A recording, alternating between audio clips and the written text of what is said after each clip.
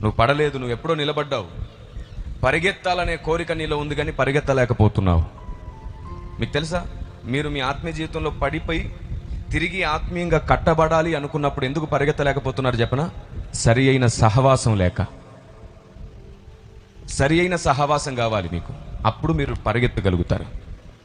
Bible సెలవిస్తుంది, ఎవరైనా పడిపోతే వాడిని తిరిగి లేపమని. ఈ ఆత్మీయ జీవితం ఎలాంటిదో తెలుసా? ఎవడికి వాడు పరిగెడితే గెలిచినట్టు కాదు. లోకంలో ఉన్న పరుగు పందెం ఎలా ఉంటుంది? 10 మంది పరిగెడితే ఒక్కడు గెలవాలి, వాడికే ఫస్ట్ ప్రైజ్ ఇస్తారు.